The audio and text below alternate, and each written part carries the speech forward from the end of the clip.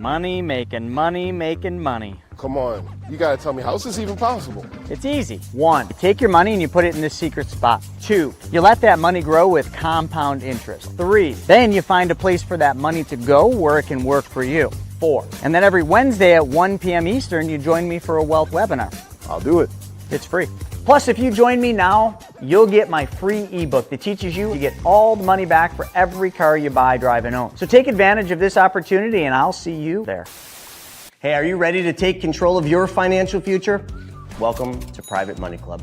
Private Money Club is the ultimate online platform connecting real estate entrepreneurs with private money lenders just like you. Whether you're looking to fund your next deal or lend money to grow your wealth, Private Money Club is your go-to resource. You can post deals, find funding, connect with other like-minded professionals. It's just a community. It's a community that you need to plug into. If you're new to the game, no problem. Our Learn platform and our weekly coaching webinars and our on-demand resources are here to guide you every step of the way. Join a thriving network of real estate experts who are already making an impact, and they're waiting to partner with you.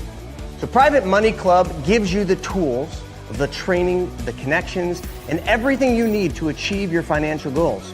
So why don't you start now by going to privatemoneyclub.com. We'll see you inside. Hey, you need to become your own bank. And it's as simple as changing one thing, and that is where your money goes first. I mean, think about it. Household debts in this country are at all-time highs. You got tons of market volatility. You got the potential for Social Security running out of money. You've got global uncertainty, political divide, and you have to figure out where you're going to put your hard-earned savings. I mean, this is one of those times in history where the rich are getting richer, and it is time to learn the secrets of the wealthy. But here's the good news. Every single Wednesday at 1 p.m. Eastern Standard Time, I put on a free webinar where I teach you how to take back control of your money by teaching you how to become your own bank. So click the link below and let's get started. So let's go into the app, because the app was created after a dating site, believe it or not. So people with money and people that need money. Phone, swipe left. Swipe left. Ooh, I like that one. Swipe right. You want to go on. If you got money, you want to swipe left through all the deals. When you find one you like, boom, you're connected. How much more difficult does this really need to be? This isn't rocket science. They want you to think it is because they want control of your money. It is time to take back control of our money. I want to invite you to a free interactive webinar that we're doing to teach you how to get prepared for what's about to happen and how you can grow, preserve, and protect your wealth and get it ready for a recession or maybe the next Great Depression. So all I need you to do is click the link below. You're not going to want to miss this with all this stuff going on. Are you sick of having your money lying around not doing anything? Well, we've got the solution for you. PrivateMoneyClub.com. Back to you, Chris. So that's what it is. Private Money Club was created for you and for all of us. So I've got something special. Since you're here, you're listening to us talk to you about the infinite banking concept, I wanted to make an offer. Private Money Club is something that will benefit each of you, but we've got what's called the Accelerator.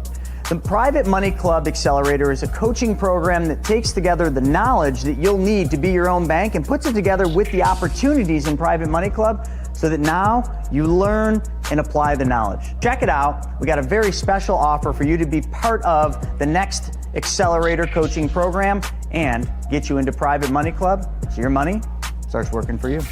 Hey everybody, it's Buff Finance Guy here, ready to show you how to make some serious gains, but not only in the gym, with your wallet too. Most people put their money in the bank doing absolutely nothing for them. But I'm gonna show you how it doesn't have to be that way. So take Andrew here. His money has just been sitting lazy in the bank, but all he has to do is change one thing, and that's where the money goes first, and everything changes. Just change where your money goes first, silly. Wait, just one change? Yeah, that's it. Instead of sending it to the bank, you send it to your very own banking system. Your money can grow and get stronger, just like me.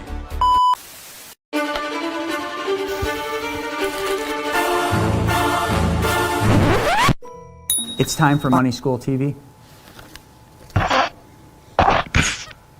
You heard it straight from the horse's mouth.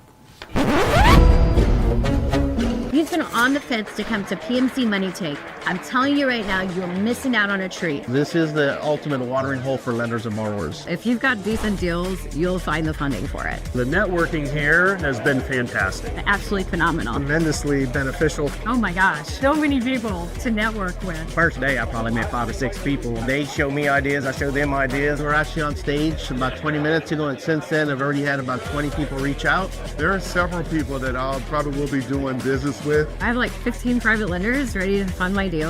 The people here are amazing and so welcoming. You walk in, everyone greets you right away. No one is a stranger. It's just an amazing and comfortable place to be. There's so much stuff that I've been able to learn that I didn't know. I've had aha moments over and over again. They talked about normal rates of return, not 6%, we're talking about 10%, but in a way that's ethically sound and stable. It's full disclosure, but helps walk you through everything. They even talk about it on stage of like, we've already made the mistakes, so here we are, and we're teaching you to not make the same mistakes. You get to learn from us, you get to just follow our direction and just see what you can do. I've gotten great things out of the virtual events, but there's no comparison to actually coming here, experiencing the energy, and getting to meet all of the people. Everyone is here looking to grow in some capacity. Being in this environment, it allows you to feed on that and foster that. During the event, they had a lender-borrower meet and greet, which is pretty cool. It's different when you can spend some time, have a meal together, hang out, joke around. The people are just a blast. It's so much fun. The community of the Money Tank PMC, the whole crew with Chris, Steven, Shona, everybody, and Joe, they've all helped me out. It's been changing my life. You're gonna learn something, you're gonna meet someone, and it's definitely gonna make a big difference in your business. Not by a little bit, but by a lot. I mean, you could stay stuck thinking you can do it on your own.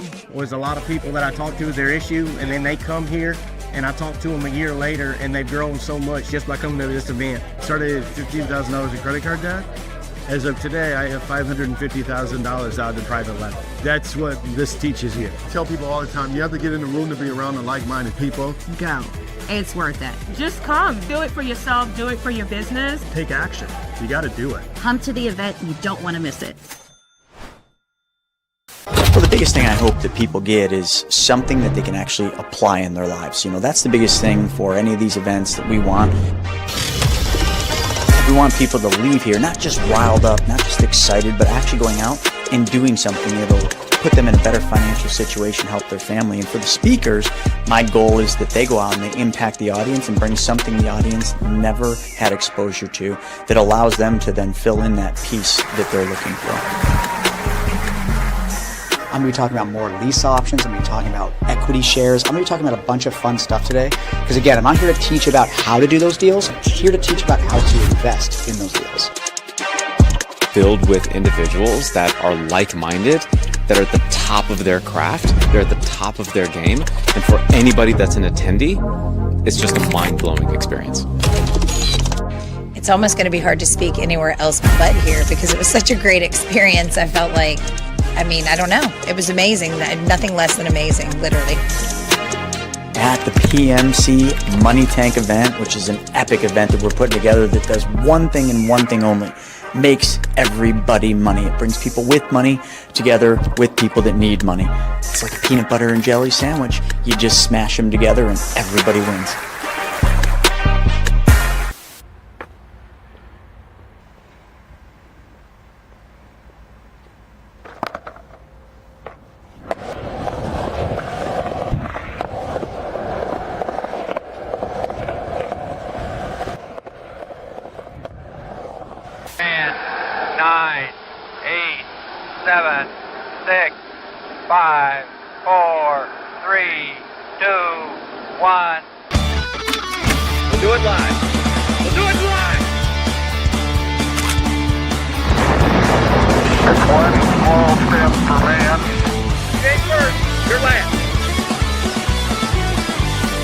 Wednesday, 5:30, 10:30 Eastern Standard Time. Going live! All right. Good All morning. right. What's up, everyone? Welcome to What the F Happened. I got myself, we got St. James. Chris Naugle will be joining here shortly. He's just wrapping up a podcast in the studio. With that said, I'm looking forward to today, St. James. You know, over the last couple weeks, you know, I was on What the F a couple weeks ago. The next morning, woke up first thing. We drove up to Orlando, went to Money Tank, which was an amazing event. You were there along with the rest of the team. Well over 100 of our students and clients and everybody getting together. It was just an unbelievable event. I'm sure you guys talked a little bit about it last week. You know, got home and got some kind of cold flu bug. I don't know what it was, but got a little ill for a couple of days. So I missed last week and wasn't really paying attention to the news. This weekend was up in Tallahassee, took the family up to a Florida State Seminoles game. It was my anniversary, so kind of doing the family thing. And so I haven't really been paying close attention to the news, but I think the government shutdown is over. Like, we're back now. But it seems like it's just the constant politics. Every time I turn something on, it's Republicans blaming Democrats and Trump is cussing somebody out and somebody's fighting somebody. And it just seems like mayhem out there. And then in the meantime, it seems like debt in this country just continues to skyrocket. The real estate market's a mess. The stock market has been dumping. I mean, I saw the stock market last week, like real briefly, and it's like just dumping day after day. So a lot to talk about today. I know we're going to get into Japan. We're going to get into all kinds of topics you have ready to go. So I'm looking forward to it, St. James. But good morning, man. How are you today? Good morning, Steve. It's so good to see you and all of you guys in WTF land. It's always a joy to always share this stuff with you, whether we agree, disagree. Either way, I know I'm still right. And of course, all the other viewers at home. What is great about today's time is because we have so much access to information. We are able to be educated about so many different things, and so many layers of the onion are being peeled back. And now we're able to make informed decisions about what goes on with our money, what goes on with our economy, and also the policymakers that who are kind of determining the course of our countries. So it's always fun to help the people of our audience, you know, keep abreast of a lot of these issues and make sure that they're able to make educated decisions. It was great in Orlando. It's always great to be in the room with so many decision makers and discuss group economics, which is one of the ways the wealthy become wealthier, and how individuals such as ourselves can work together to make great things happen. So it's always great to be in a group with you there, Nagy. Absolutely, man. Absolutely. All right. So where are we going to kick this thing off for today? Wow. Well, you know what? We have, you know, Michael Burry's coming through, and Bill Gates just unloaded a lot of Microsoft stock. We've got a few special guests at 1600 Pennsylvania as well. So let's jump into it. So we start with the economy, right? Yeah, we always start with the economy. So right. Be right back. 7 seconds.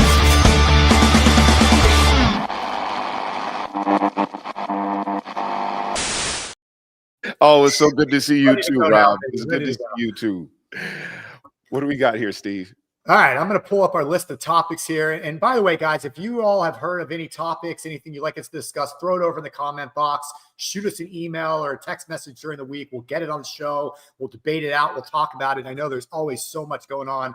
We want to make sure we don't miss anything on our side either. But I'm going to start with this first story. I think Jordan, our video editor, plugged this one in. So let me share screen and we'll dive into it a little bit. It looks like it's a report coming out of a study coming out of the University of Michigan. Any Wolverines fans out there? I know Ohio State fans are probably booing right now, but according to the AP, consumer sentiment tumbles close to record lows in latest University of Michigan survey. And we'll get into this, James, but just anecdotally speaking and asking everybody that's watching right now, how do you feel? What are your sentiments? You're a consumer in this country watching the show right now. How do you feel about the economy? I work with a lot of people from a variety of different backgrounds, blue collar to white collar, highly educated to never graduated high school. And a lot of people are saying the same thing. I can't really afford what's going on.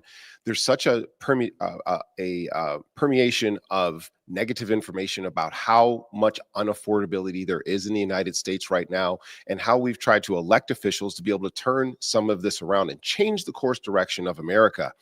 But the thing is, the numbers are still the numbers. We saw a massive sell-off yesterday in the stock market. So the people at the high end of the financial food chain are saying, oh my gosh, like, are we finally seeing this, the most publicized recession actually starting to come through? Are the cracks finally showing in the foundation of the American economy? Meanwhile, on the other part of the K, because this is a K-shaped economy, we're seeing people saying like, look, I'm having to go back. I'm having to go back to, going to Costco and buying Kirkland brand peanut butter.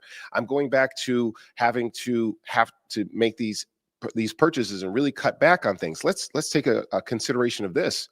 McDonald's just recently announced that their year-over-year sales are down by a tremendous amount because people simply can't afford to go to takeout food. And we're talking about McDonald's.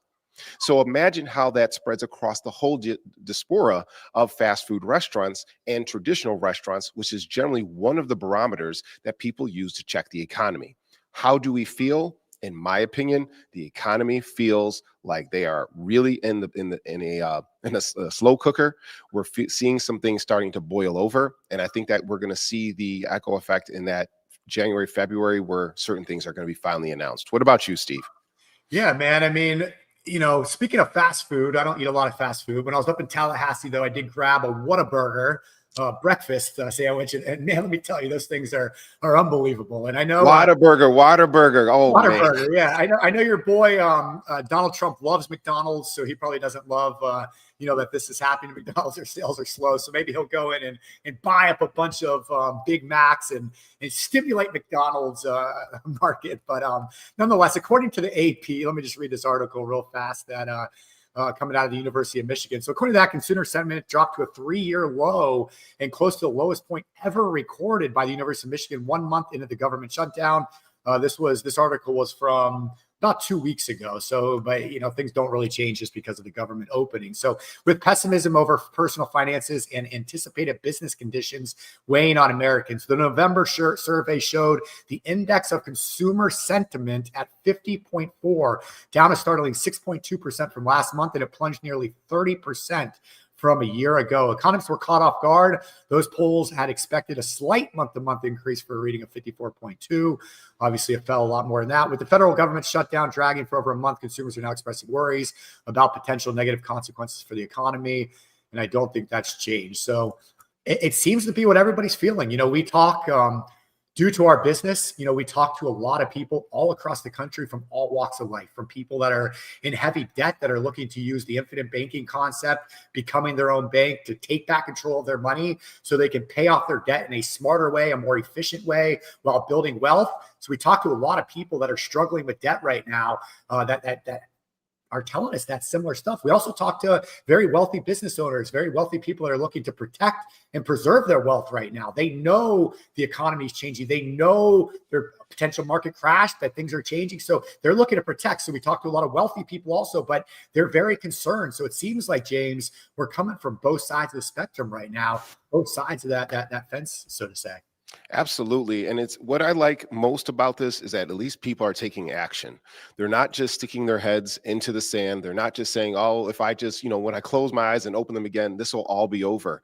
So that's one thing that I've always loved about working with you guys is that we teach people how to take action when times get tough. And we teach people how to flourish and succeed when times are great. Now, when are times successful?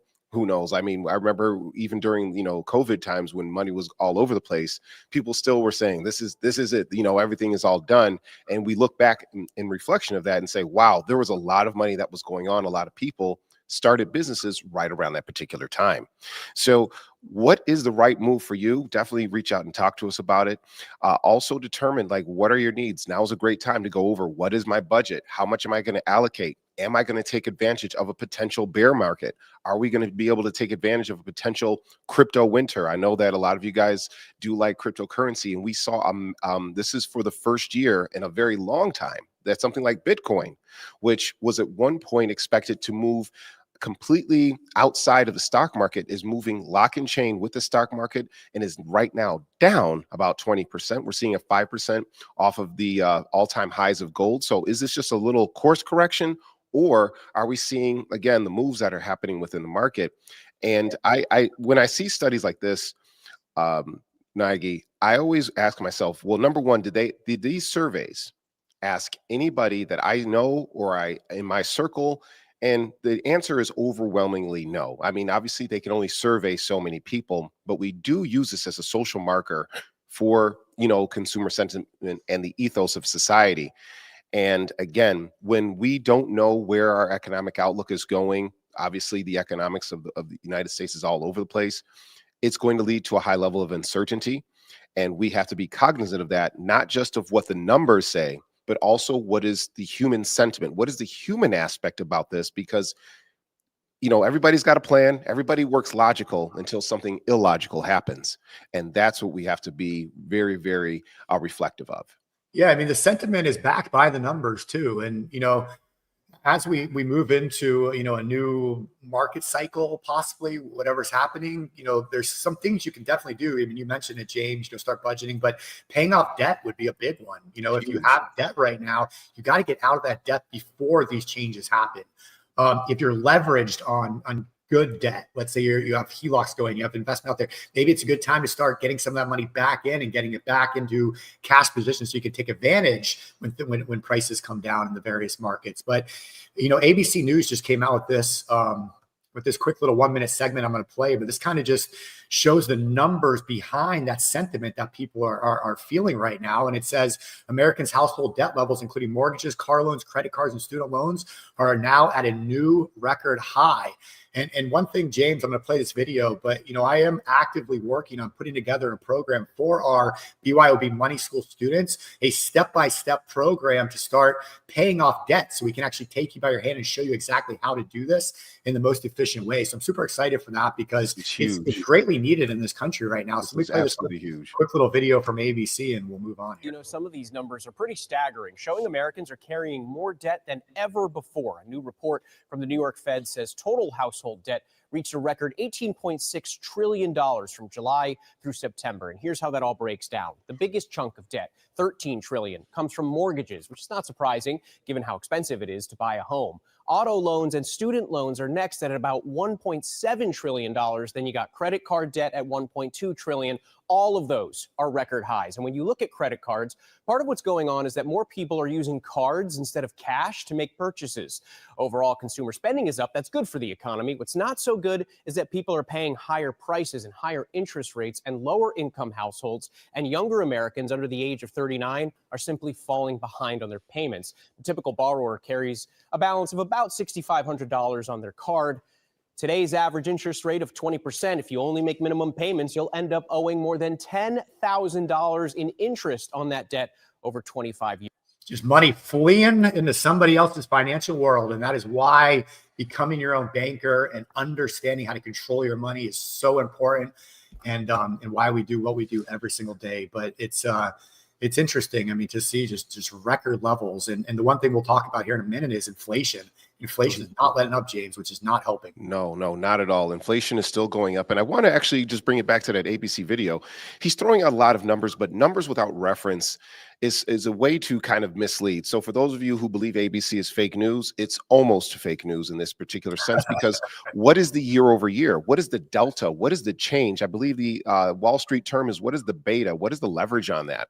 So granted, it might be $18 trillion of debt that is being carried by Americans, but what was it in 2024? What was it in 2023? Because showing a staggering number like that, it's a gut punch. Like, oh my gosh, America be on the verge of collapse, $18 trillion in debt. But when we realize a lot of that is being carried by traditional 30-year mortgages on appreciating assets, well, that's not so bad. Student loan debt, well, if a lot of people are in school, then potentially that gives them the opportunity to get new jobs. So that isn't really good debt. It's not bad debt. It's somewhere in that gray miasma that we all exist in. The key indicator that I would want to look at and focus at is, what is the year over year of auto loan delinquency debt, and what is the credit card debt, because that's consumer spending that is propped, and that is a mark of consumer spending. That is how much Americans are spending with money that they actually don't have. That's what I'm concerned about, because if you're spending money that you don't have, you're feeding a dragon that is like empty calories. It's overinflating how much the average consumer has, and it's not a very good sign. And what is that year over year? But if you guys want to learn how to pay that off, that's good. And I did see you, Jackie, Attila, excuse me. If you want to learn what good debt versus bad debt is, definitely please stick around the campfire because we talk about that an awful lot. But hey, we got some AI stuff going on here, Steve. What do you think? Yeah, man, let's get into this a little bit because there's a lot going on in the world of AI and these chip makers. And, we've talked about it on shows now for a couple months, but, each one of these tech companies is investing into each other, and that money just seems to be flowing in this circular pattern. And there's all kinds of memes right now and all kinds of videos out there kind of making fun of this. And while it's fun to make fun of because it's true, it also can be potentially very dangerous. Is this creating this massive bubble that's going to burst? And so, there were some major moves made in this past week by some major players out there. So I'm going to get into that right now real fast, James. Absolutely. So maybe, go ahead. So here's the cool thing about that. While you're pulling that up, some of you are familiar with the Ouroboros. It's the image of the snake kind of eating its own tail. And what you'll see is that OpenAI, Oracle, and ChatGPT, not just ChatGPT, but some of the other big tech firms that are out there are basically all moving their money all amongst each other to keep the money investment going. Hey, I borrowed $10 million from you, $10 billion from you. Here's another 10 billion. And people are starting to see the signs of that. So we're seeing people dumping their portfolios in NVIDIA. We're seeing people dumping their positions in a lot of the big tech companies that at one point were the darlings of the stock market. But ironically, there is one person who invested in one company at the end of this particular segment that I'm going to tell you who's doing the exact opposite. And maybe that could be an insight to what good grounded economics is all about. So Michael Burry, that's your boy. Those of you who may remember the movie The Big Short, he's the person who shorted the housing market back in 2007, 2008. And right now, he just pulled back on his positions and saying, you know what, I'm sorry, guys, like, here's all your money back. I'm out of the game. But a lot of people feel that he pulled the trigger a little too early because it seems like a lot of these positions are actually going to come to fruition because this is the most highly publicized bubble in American history. Read my words. This bubble, this potential recession is the most publicized and well-known. It has to, I don't want to say someone has to prick the needle. Somebody has to take that needle and pop the balloon. But what I would say is that when there's an overwhelming amount of consumer sentiment, as we have already discussed, saying, hey, look, we've seen the big players starting to pull their money back. We need to do the same. We may not see the actual balloon burst, but we may see a gradual but rapid reduction in positions, in which case this is probably the most ethical, reasonable, and non-catastrophic way to get out of this particular tech bubble that we've seen in recent years.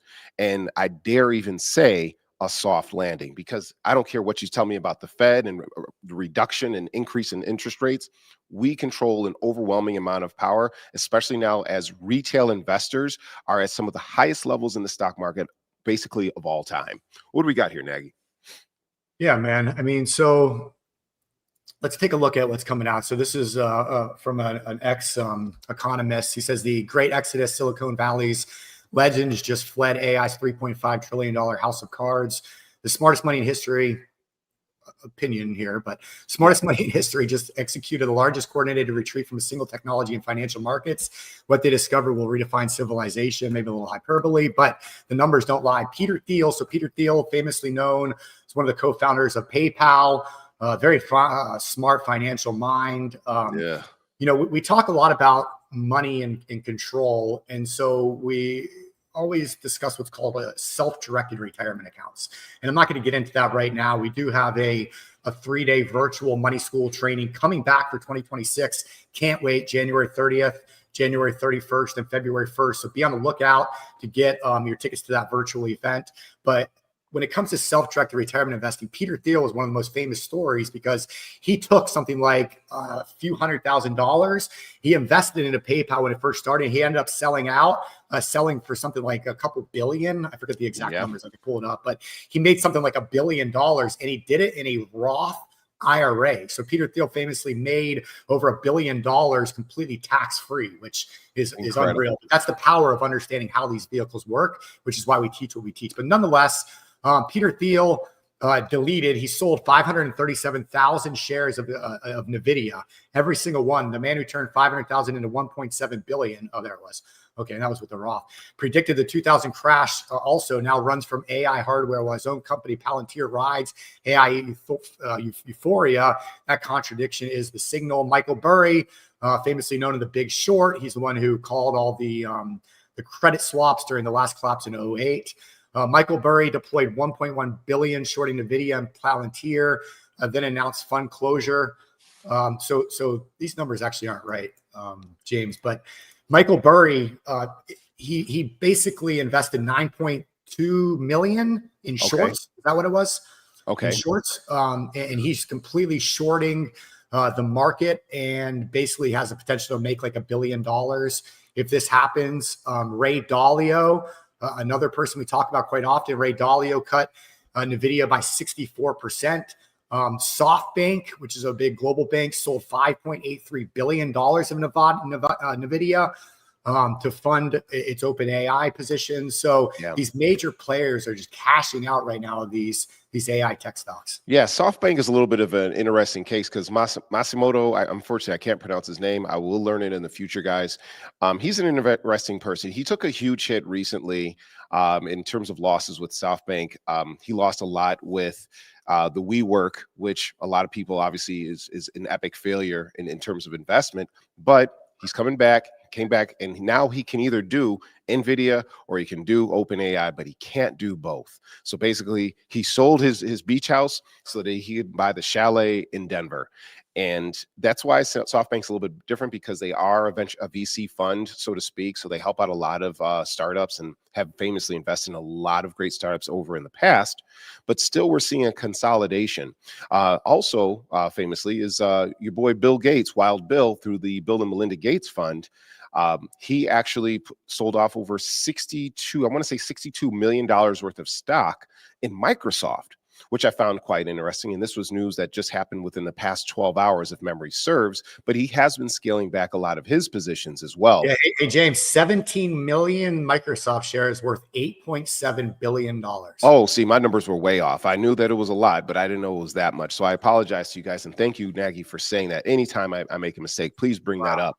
But that's billions of dollars just being moved right into a fund there. What does that tell you? If those super wealthy, the ultra billionaires start to sneeze, then just like Nagy last week, we get a cold, we get the flu. So if we see the signs, if we see down the street, if we look down the parkway and we see that there's red lights, what do we as individual consumers need to do? We don't make enough money. We don't have enough position. Even if you're worth $1 million, think about it. $1 billion is 1,000 millions.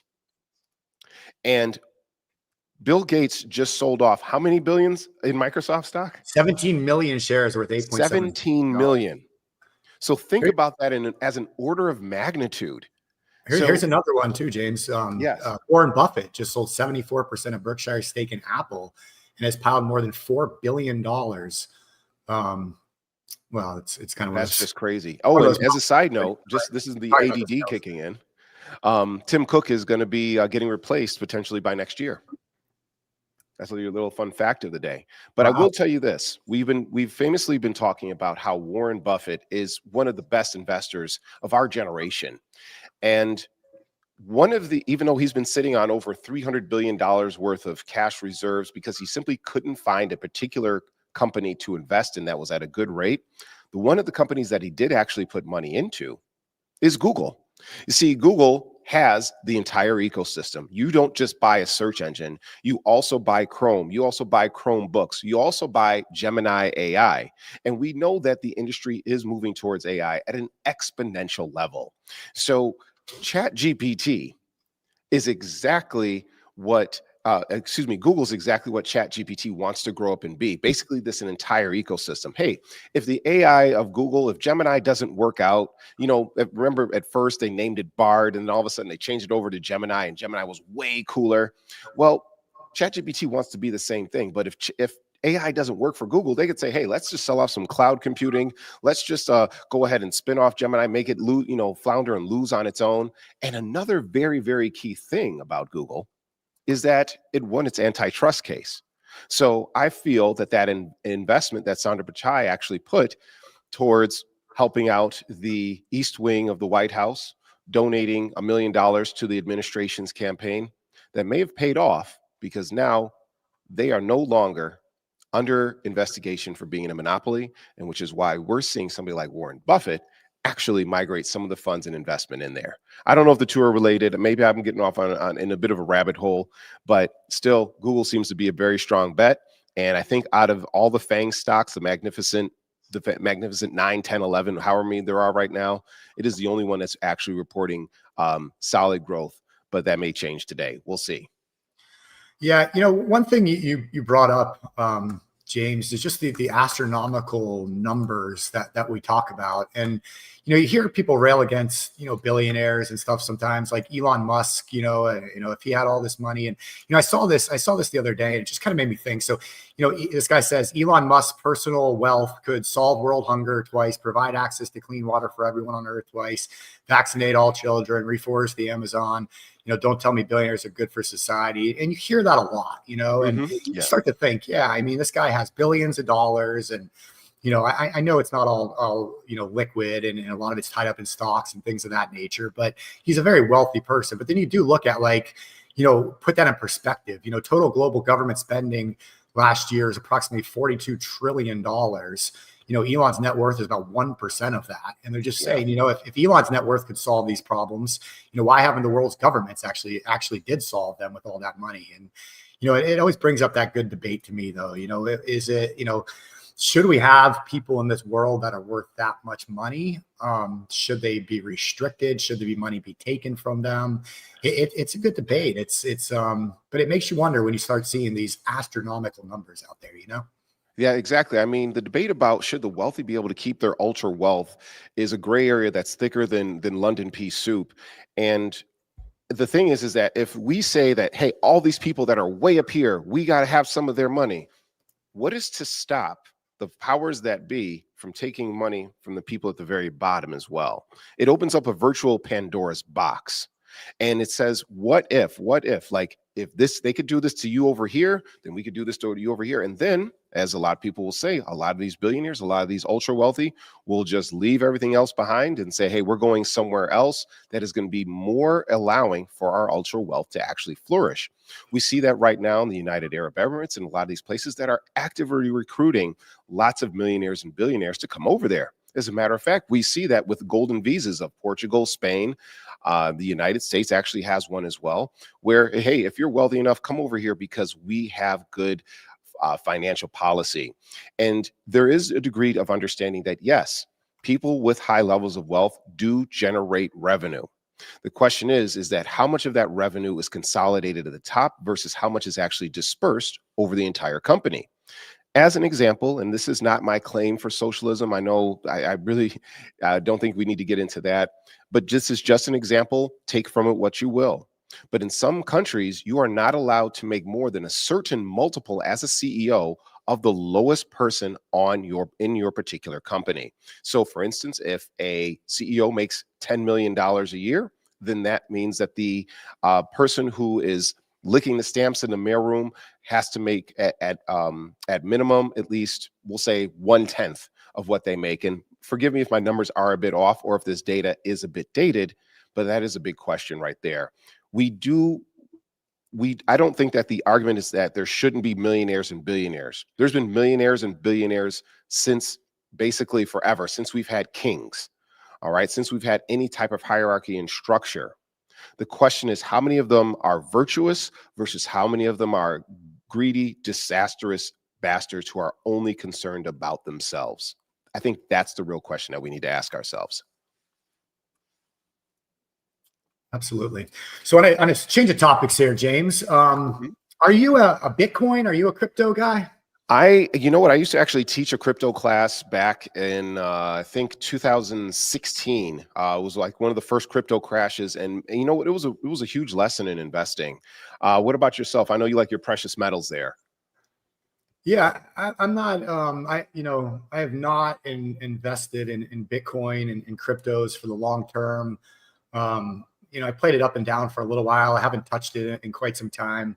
I think we'll see a massive pullback before we see the next run, but it never ceases to amaze me. It never ceases to surprise me. So I think anything could happen, but it has had a tough past few weeks here. It's, hit an all-time high of about 125,000 back in October, beginning of October. Today trading at just under 92,000. So had a pretty hefty pullback, about 30% over the last month and a half. To me, that's not much of an investment, though, when it's that volatile. When you see those kinds of swings, that scares me. Yeah, it's a group belief with Bitcoin, because people say that it's a store of value. It's backed by the faith and kind of belief of the crypto community. That's essentially what it is. I mean, if they could make a little note of it, that's what would be inscripted in the bottom right corners, backed by the faith and belief of this magical algorithm that only issues out a certain amount of this magical belief in this mathematical formula. Do I like it? At one point, was I a little bit overzealous about it? Absolutely.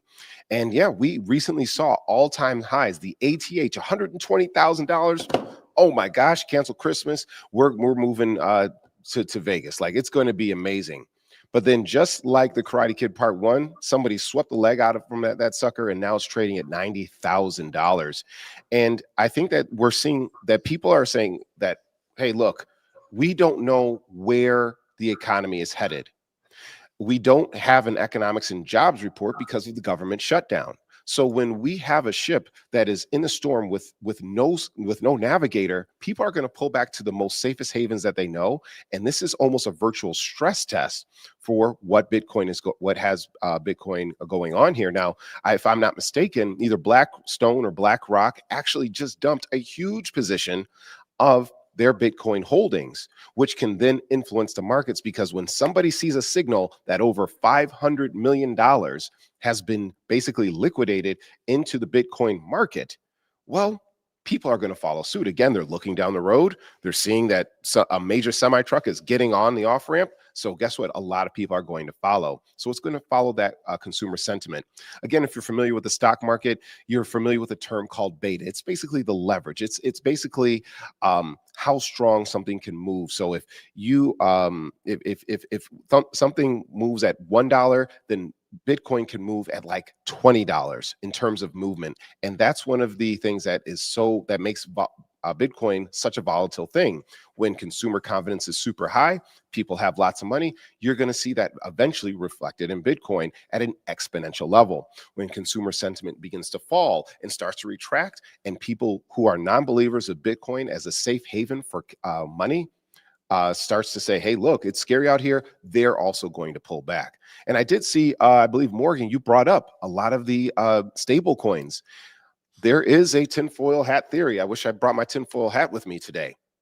That people are saying that, you know what, this whole crash is completely manufactured, and that it is basically a ruse. It's a way to manipulate the American people into moving all of their cash into stable coins.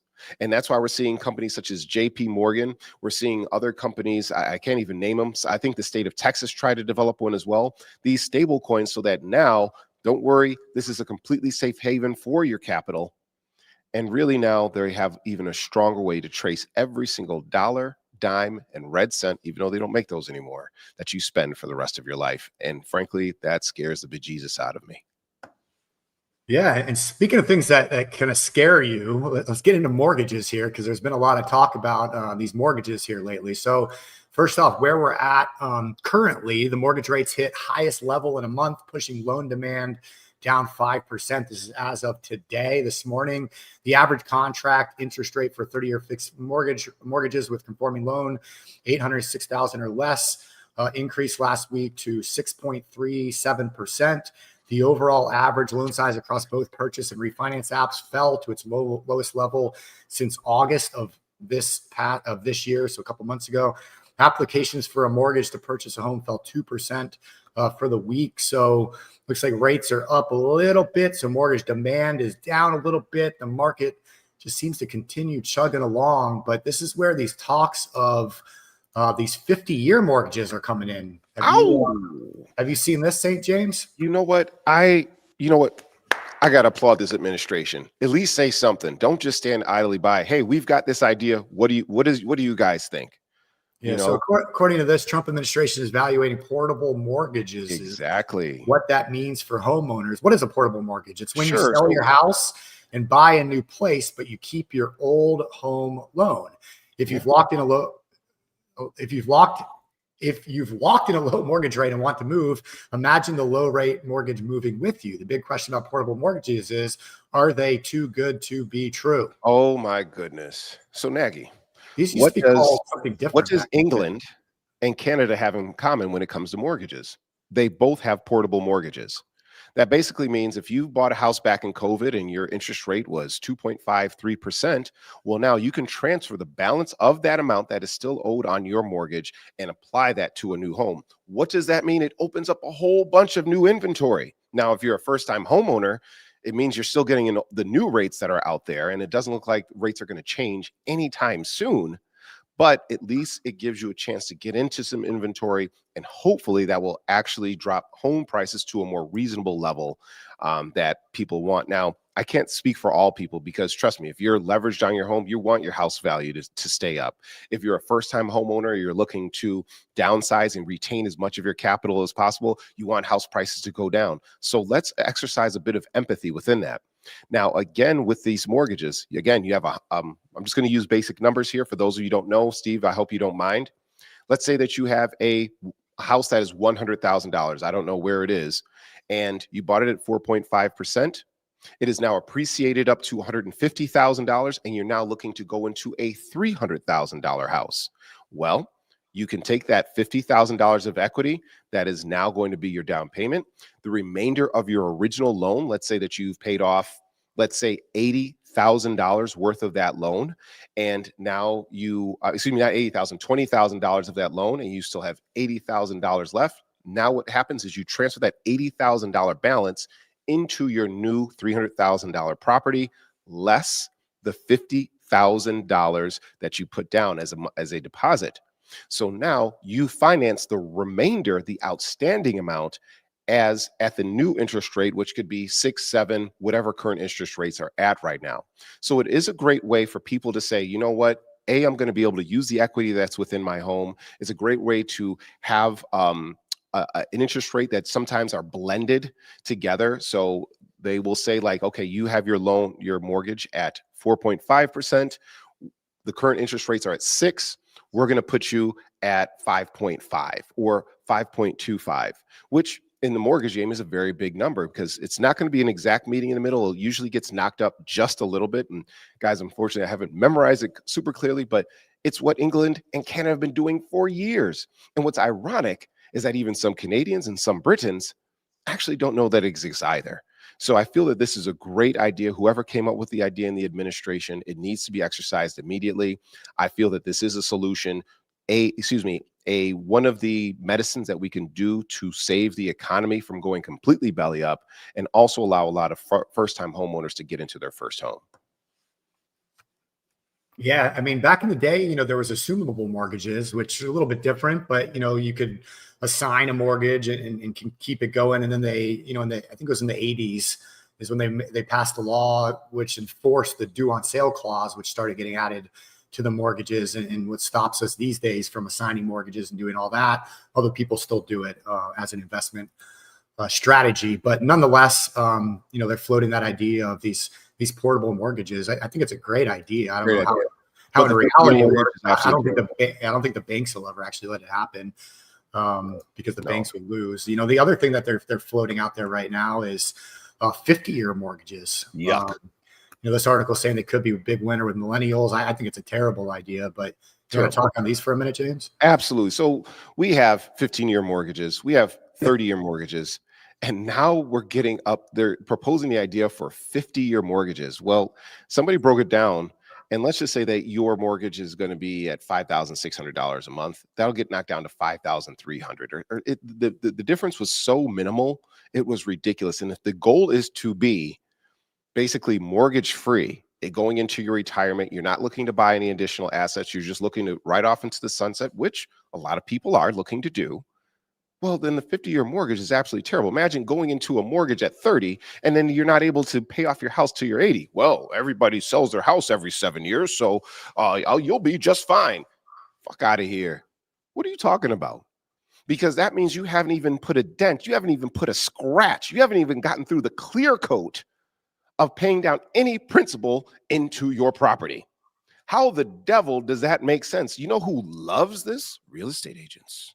Because they're going to say, hey, go ahead and do this 50-year mortgage and you'll be able to flip homes every 7 months. You'll keep your prices down. $300 gets to stay in your pocket. You get to get into this beautiful house. You know who else loves this? The mortgage brokers. Thanks. I'm going to be able to hook you up. Look, don't worry about my mortgage broker fee. We're going to keep flipping you into a mortgage, keeping you a flipper into a mortgage. We're going to keep you into a mortgage. You know what? Why don't you just own nothing and be happy? I think Klaus Schwab said that best. All right. Own nothing and be happy. You own the house, for 50 years.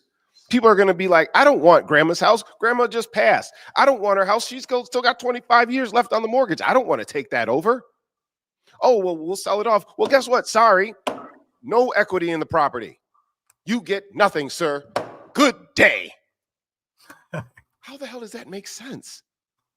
So no, 50-year mortgages, don't fall for it. The idea got tossed out there. Let's toss that right into the garbage bin. I don't have a garbage bin here, but toss that sucker right out. And let's look at these, maybe bringing back assumable mortgage. Let's talk about these portable mortgages and get some real solutions going on for the economy. That's what I'm talking about.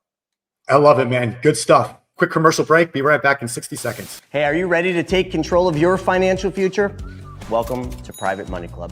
Private Money Club is the ultimate online platform connecting real estate entrepreneurs with private money lenders just like you.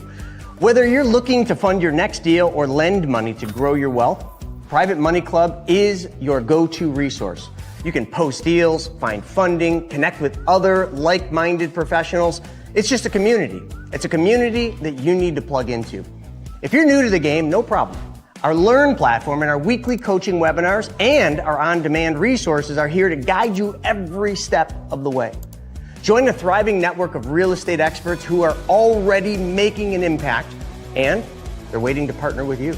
So Private Money Club gives you the tools, the training, the connections, and everything you need to achieve your financial goals. So why don't you start now by going to privatemoneyclub.com. We'll see you inside. My fellow Americans. So you know the game. Oh yeah, that dance never gets old. It never gets old, man. Now they're doing it in the NFL, and I'm like, all right, bro. I guess you made it on that side of the fence. And shout out to David, Dexter, France, DeRosier, Slothman. Thank you all for all of your comments. Please be sure to like and share and subscribe. You know what? If you're around, just share one of the stories that you heard about today and just say, I heard it through WTF, because it's you guys that keeps us going. I was doing some of these notes at 4 a.m. this morning. So it's because I like being able to communicate with the people around the campfire about this. And I know Nagy, even if you're sick, unless you're dead to the world, you're going to be coming through. So thank you always for showing up and putting together such a great show. Yeah, man. Good stuff. Good stuff. And, one thing we talk a lot about, when it comes to the money school and becoming your own banker, we talk a lot about becoming a creator. You want to go out there and you want to create things. You want to control your future. You want to be able to, produce, and create. And so, you guys all know I'm a big fan of Elon Musk for many reasons. I saw him put this out the other day, and I just wanted to share it because I thought it was pretty good and kind of reframes and puts a perspective on some of the messaging you see out there. So this senator from Texas, came out with this video. I'm not going to play the whole video, but it basically says Elon Musk wants to become a trillionaire off the backs of American taxpayers while we're struggling just to pay for groceries. And this stemmed from the vote at Tesla saying, if Elon is able to hit certain levels, basically he's going to make $1 trillion. They're very difficult levels. So Elon saw this, and like Elon typically does, he responds. So Elon said, you are a taker, not a maker. And that's basically politicians in the world over. But he Okay. said, you're a taker, not a maker. All you've done your whole life is take from the makers of the world. The zero-sum mindset you have is at the root of so much evil.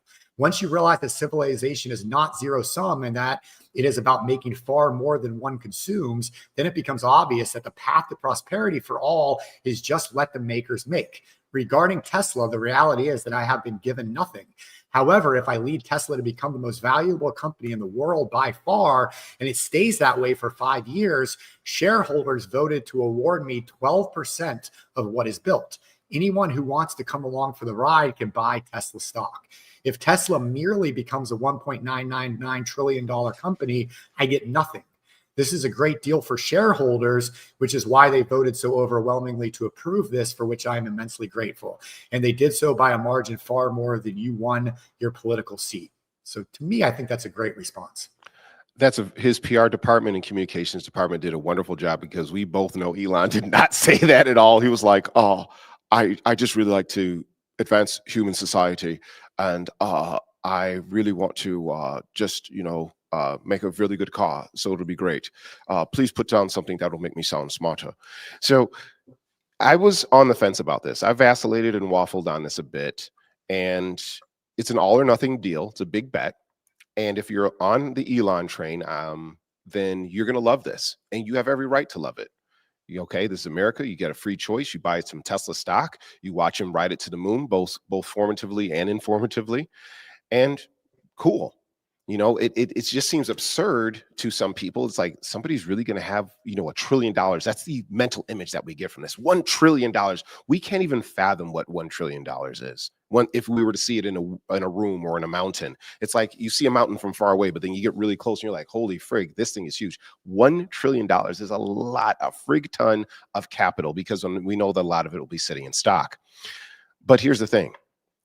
If he makes these robots, if he finds a way to, be able to ship more and more cargo into space, if we have better and better looking cars, then hypothetically, it's a pretty good deal. I know the Norwegian sovereign wealth fund is highly on board, and they're pretty conservative. Right now, the only person in America, in the world that has anything close to 1 trillion, well, actually, his wealth is 1.4 trillion, is your boy MBS, who actually just met with the administration yesterday. So we do have trillionaires on this planet. And the question is, are they ethical? Are they doing well for the betterment of society? Are they looking to create not just for the advancement of society, but the sustainability of society? Because let's face it, Doge was a failure. A lot of people lost jobs and then got back on. So that's a lot of trust and a lot of influence for one person to have. And the great Kanye West, who isn't so great these days, no one man should have all that power. And $1 trillion buys you a whole lot of power. Oh, yeah. And you mentioned MBS. What is going on with that Saudi Arabia visit? I've heard, I briefly saw some headlines on it. This article, fact sheet, President Trump solidifies economic and defense partnership with the Kingdom of Saudi Arabia. Exactly. So we're giving them jets. We're giving them jets. We're giving them resources. We're probably getting some oil in return. Well, let me see what it says here. So these agreements build directly on the president's highly successful May visit to Riyadh. How you say it? Riyadh. Yeah. $600 billion in Saudi investment commitments secured for the U.S. at that time, and a major expansion of this partnership. The Crown Prince announced today that Saudi Arabia will be increasing their investment commitments to the U.S. to almost $1 trillion, reflecting deepening trust and momentum for the U.S. Key achievements include the Civil Nuclear Cooperation Agreement, advancements in critical minerals cooperations, and an Al Memorandum of Understanding, all of which underscore the U.S. commitment to securing deals. These agreements demonstrate the Trump administration's America First approach, achieving nuclear energy. So it gets into some of those details. With everything going on in the Middle East, it's probably one of the least kind of big things that's going on over there right now. It seems like the U.S. has a love-hate relationship with Saudi Arabia. You see them, very involved. Aren't they doing something like trying to bid on or buy Warner Brothers? Did I see that? Is that Saudi Arabia? With Warner Brothers, that's actually the guy Larry Ellison, who owns Oracle. He's trying to buy up everything, and he will control the data. He'll control the media. He'll control TikTok. And again, I don't like anybody with that much doggone power. For those of you, again, if you want to go down a quick rabbit hole, with your tin hat, your foil hat. Some people are saying that Ellison is looking to build the data centers that are going to be housed under 1600 Pennsylvania, underneath the ballroom, and that's why this is costing $300 billion. Just wanted to throw that out there just real quick. Okay, so here's an article from today. Paramount denies report it's working with Saudis, other Arab funds on $71 billion bid for Warner Brothers Discovery. So maybe it was just rumors that was going on. So interesting, but nonetheless, we'll see what happens with Saudi Arabia. I mean, hopefully they can help bring some. So really quickly, I just wanted to, we've got some people here. Morgan, always good to see you, even though we don't see eye to eye barely ever. Doge aimed to save $1 trillion. How much did it actually save? $170 billion, about $1,000 per taxpayer, according to some people. I just had to look these numbers up. I wouldn't call that a success. Really wouldn't. I know that we're getting off on a non sequitur here. I wouldn't call that a success. I am interested in seeing your opinion about this. I know a lot of people who work in the government in DC, and they said all they did was throw a monkey wrench into a broken machine already. Because a lot of people were being sent home. They were getting fired remotely. We did all these budget cuts, but then somehow they found all this money for ICE to pay them like a month in advance. Meanwhile, other people are getting completely fired and laid off. And we don't have to talk about people like Big Balls 09 who were somehow able to keep their jobs. So I'm just a little bit, I fail to see your point right now, but I would like to understand more about this. Maybe that's something else, but I don't see Doge as a success whatsoever. I see that as a massive failure.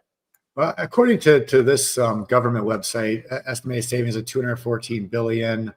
I don't know how they add that up. Yeah.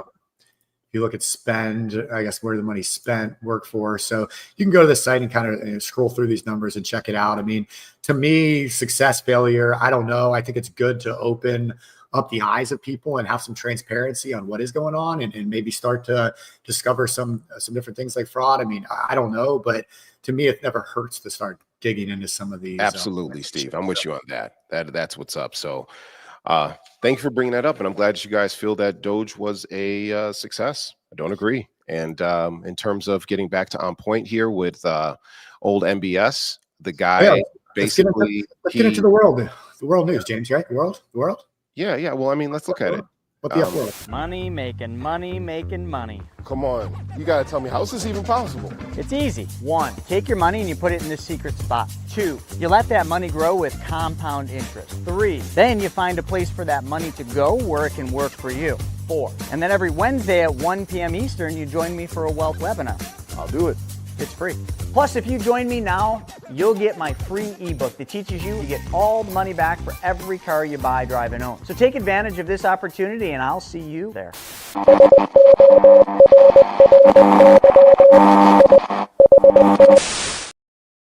Yeah, buddy. All right. What's going on in the world today, Steve? Yeah, I mean, I know a lot been coming out about Japan. Have you been following that at all? I have been following a little bit about Japan. I'm going to do my best to recreate the information that I had. I learned about this. For those of you who don't know, let's see, where's my my Japan report here? But basically, it's saying November 18th, 2025, Japan's 20-year bond yield hit 2.75, the highest in recorded history. This single number just ended the 30-year era that made your retirement possible.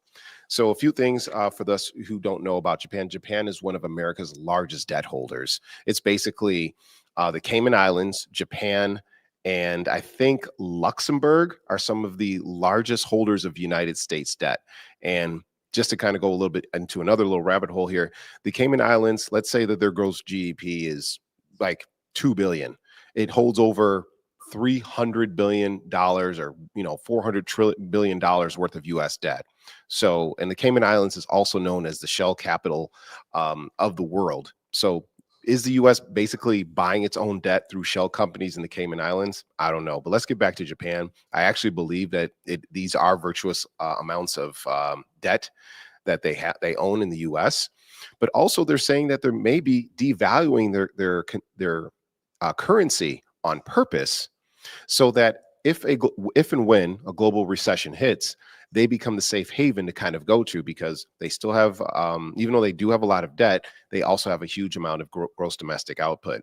What do we got here? Just showing the bond yields over the 20-year bond yields since 2007. So you see they're up there, really dropped way down, way down, way down. Now they're just skyrocketing. Holy. Would I invest in Japan? Would I buy Japan bonds? Yep, absolutely.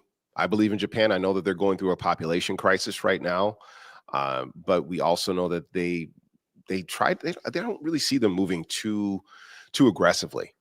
Now, for those of you in the comments, let me know if there's anything that myself or Steve are overlooking. But overall, I'm okay with Japan doing what they're doing. If they're going to devalue their currency, so be it. It's always been known as kind of a safe haven. Go with the yen. Yeah, and it's happening across the globe, though. I mean, check out some of these numbers right here. So the U.S. is preparing $2,000 stimulus checks. It's been in the news. I don't think it's going to happen either, but it's something that's being talked about for a reason. Because people are struggling right now. Japan is preparing $110 billion stimulus package. China has approved $1.4 trillion stimulus package. That's something. That is officially ending quantitative tightening on December 1st. The U.S. is issuing $1.9 trillion in treasuries per year. Canada is restarting its quantitative easing program. Global M2 money supply is at a record $137 trillion, and global rate cuts are at 320 plus over the last 24 months. And they're just asking, in what world is another wave of inflation not on its way when you're pumping this kind of money into the global economy? Holy moly. So the U.S. is prepping. We know, okay, there's a few inaccuracies in this particular statement. The U.S. and the $2,000 stimulus checks, that has to jump through so many different hoops. I don't see that's going to actually happening. Japan with a stimulus package, why not? Because, again, they hold so much debt. They're looking to make so many things happen. China. Let's look at China, because that is the literal elephant in the igloo, because they control the U.S. doesn't have a lot of leverage against China. We buy a lot of not our vaccines, but a lot of our medicines come from China. A lot of people don't know that. They control over 80% of the world's rare earth elements. Okay, they have the second largest economy to the United States. So that's one of the groups and countries that you want to pay attention to. What are they doing? I know a lot of people say, hey, they've got their own crises going on. What else is new? What also that they have is a very streamlined government, love it or hate it, that is able to make decisions very, very quickly with very little arbitration. And whether we like to admit it or not, they've got some serious smart people over there. They've got engineers actually involved in government. So they don't understand the policy, but they understand the underpinnings on how to make this economy work. It's not perfect. No government ever is, but that's something that says a lot. They're bracing for a tidal wave. It's like when you're surfing. It's like when you see a storm coming. Hey, something's going on down there. Let me start battening down the hatches. The U.S. issuing $1.9 trillion in treasuries per year. I don't like that, Steve. That worries me. Canada is starting to restarting its quantitative easing program, and I didn't understand, just like a lot of you guys watching here, I didn't know what quantitative easing was until I started hanging out around the campfire, and that taught me a lot. That's, people are trying to either suck money in or out of the money supply that's available to basically regulate inflation. And the global M2 money supply, and for those of you who are not econ nerds, M1 and M2, one is like liquid money, another form is like money that's like digital currency, not necessarily crypto, but money that's circulated amongst the banks that doesn't actually have a tangible form. So the global M2 money supply is at a record 137 trillion. Remember, money isn't real. What would make this, I would say, different from like the Great Depression? The Great Depression was based upon the gold standard. We had a finite amount of money, versus now we can just keep saying, yep, we can keep throwing more money at it, because we can always keep the printing machine running. That number is completely arbitrary. It's how much faith do we have within the government, and how much of the corporations out there are looking to suck from it. So I think that's a very, really big thing. What takes do you see there, Nagy? Yeah, no, I mean, it's like we've been talking about, there's a lot going on in the world right now in the economy. And it's, I don't think anybody knows what's going to happen. I mean, it seems to me like if you look at history, you look at cycles, you look at what's going on. I mean, we're on the brink of a major pullback at best. a serious recession depression at worst, in my opinion. But we'll see where this goes. It just with everything we've talked about on today's show, with record debt, with all these new financial products trying to just kick the can down the road, with everything going on, with the stock market finally started, with Bitcoin, with just everything happening. It's just, to me, it's one of those times where got to be more careful, conservative, understand what's going on more so than ever right now. And so, we'll continue to dive into these stories. I know Chris has some cool content coming out on the YouTube channel, so make sure you guys are subscribed over there so you don't miss anything. He's put out some really cool new trainings on some of the stuff we talked about that goes in a little more in depth, but all of it, James. So with that said, we got about 3 minutes left here. I wanted to hit these last What the F stories, and we'll wrap up today's show. So be right back. We'll hit those, and and we'll go from there. Where's my just What the F? 5 seconds. What the Hey, Nag, you want to play some chess? I can't end the show without that last little 5-second clip, but yeah, chess is fun. So what's going on with these AIs? They're playing chess against each other, or what happened here? So what happened is, you may remember, America, that there used to be a system called the Atari 2600, and there's still a few of them. Some of them are in the Smithsonian. Some of them are locked up in your grandmother's basement, but it was basically less than an 8-bit system that had a chess playing algorithm built into it. And what happened is it was challenged. Basically, two companies of engineers said, hey, you know what? Let's pit the Atari 2600 against ChatGPT, this super smart, hyper-powered, data center-powered algorithm. And what happened is ChatGPT mistook certain chess pieces. It had them going in all types of ways. All right. The queen was moving like a knight. The knight was moving like a rook. And the king all of a sudden could fly. And it could not beat the Atari 2600, so it actually conceded. So what happened is Google Gemini, their large language model, heard this news and factored that into its large language model and said, you know what? I'm not even going to challenge the Atari 2600. I'm not going to play it. So old school tech has come triumphant in terms of strategy, where all of our vaunted new technology has absolutely failed. Is this going to be a traumatic shortcoming that I'm sure that Sam Bankman-Fried and Sundar Pichai and all these other AI guys are not going to collaboratively collect their heads together and say, look, man, this is an embarrassment. Are they going to do something about this? I absolutely believe that they will. But in the meantime, we have staved off the Terminator, Steve. We have staved off our tyrannical cyborg leaders for at least another 5 or 10 months. So we're okay. As long as you have an Atari 2600, ladies and gentlemen, Shane, as long as you have an Atari 2600, France, DeRosier, as long as you have an Atari 2600, you'll be safe from your computer digital Terminator overlords. Yeah. And I keep hearing this word over and over, that AI hallucinates, which just seems a little worrisome to me, to say the least. So right now, we're seeing that there's a lot of errors within AI. For those of you who don't know, hallucination is where an AI, a large language model, just completely makes up a new fact and cites it as fact. And which is one of the reasons why a lot of colleges and universities are like, look, do not just use ChatGPT, Gemini, Perplexity as your sole source of doing research. And for those of you who are in the research field or have to cite sources, then what you have to remember is that you have to type into your prompt, please cite sources, and actually go to those sources to make sure that there are no misrepresentations, misinformation that has been included into your research, into your text prompt, because you can cite some bad things. Lawyers, they cannot use ChatGPT. They still have to dig deep because people have submitted information through ChatGPT, put the entire basis of their arguments, of their files, through a ChatGPT course, and only to find out that the entire thing was fictitious and was more mythological than any Marvel or DC movie. So do your research. Yes, ChatGPT can be a starting point, but it should not be part of your final submitted work. It should not be the end point. All right. And the last nostalgic story of the day is coming from the United States Mint. They have announced that maybe nothing. Finally. Where'd the story go? I don't know. It's in there somewhere. But for those of you who don't know and want to know, they have announced that pennies are being canceled and the U.S. Mint won't make any more. What does that mean for you? Thank goodness. I can't stand pennies. They're small. They smell. They smell like copper and blood. Oh my gosh, I can't stand them. But let's also look at another particular thing. It costs almost 3.5 cents to make 1 cent. This is actual good cost cutting. Canada got rid of the penny almost 10 years ago. And you know what they do? They either round up, round down, or keep it in the middle. And guess what?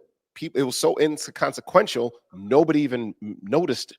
All right. They were like, okay, well, pennies are gone. It is what it is. Do you know one of the reasons why the pennies stayed in circulation for so long, Steve? Why? There was a group of lobbyists that had so much sway. They said, hey, look, every time the penny comes up for, saying it's going to be cut, let's just, toss a little bit of money over here. Hey, here you go. That's it. And it kept the penny in circulation. To what avail? We don't need it. We used to roll them up. We put them in the Coinstar. I used to hate rolling pennies, Steve. This alleviates so much of my childhood trauma. I can't tell you how happy I am about this particular news. And I'm even happier that hopefully this is going to be a tremendous amount of savings to the U.S. government. What's your feelings on pennies there, Steve? Yeah, I mean, thankfully to Elon Musk. He came up with the idea back in January with Doge, and it looks like they've implemented it. But well, it looks like somebody finally listened. They did put the numbers go. together. You said 3.69 cents to make 1 penny. So producing 4.5 billion pennies in 2023, cost taxpayers over $179 million. So good riddance to the penny. Although personally, I will, I don't know. I'll feel a little, not like seeing pennies on the ground, reaching over, picking them up anymore. It's just a thing of the past, but life goes on, my friend. I assure you, Steve, there will still be lots of money that you find on the ground. Somewhere, some way, somehow. Steve is like a bloodhound for that thing. As a matter of fact, down in Orlando, I remember Steve at the end of the seminar. Steve was looking around. I saw him he was like on his hands and knees. I'm like, Steve, what are you doing? It's like, I know somebody dropped some money around here somewhere. The event is called Money Tank. People are just leaving money on the floor. And sure enough, I'm sure you found something, Steve. So I'm happy that that happened. All right, man. Well, good stuff today. Anything you want to close out with, James? Listen, America, thank you so much for tuning in. Be sure to like, share, and subscribe to the Chris Naugle channel, where you can learn all of this information, good debt, bad debt, the cash flow quadrant, all these things that help you become in more control of your financial future, including the infinite banking concept, velocity banking, and our newest product, the Vault. I am so glad to share your time, your bandwidth with you, and I'm looking forward to seeing you each and every single week. Steve, why don't you close us out? Yeah, man, good stuff. Great to see everyone today. We, of course, have Wealth Webinar. Starts at 1 p.m. Eastern. Join us for that. It's a free webinar we do every single Wednesday around financial education, controlling your money. Today, we're going to get into some investing strategies. We're going to get into a little oil and gas, a really cool strategy. So make sure you join us at 1 p.m. Eastern today and every Wednesday for that. And if you have any questions about anything that we do around investing, becoming your own banker, and the rest of it, you can join us at 4:30 p.m. Eastern for Ask Me Anything. That's live streamed also right here on YouTube, Facebook, wherever you're watching this. We'll be back at 4:30 p.m. with Ask Me Anything. Other than that, I hope everyone has a great week. We will be back next week. We're going to have all the shows Wednesday before Thanksgiving. I understand it's kind of a holiday week, but we'll be here giving you the news, teaching you what's going on, and sharing. So we'll see you next week right back here for What the F Happened, rolling right into Thanksgiving next Thursday. So with that said, be safe out there, and we will talk with you guys soon. Ow, go Bills. See ya.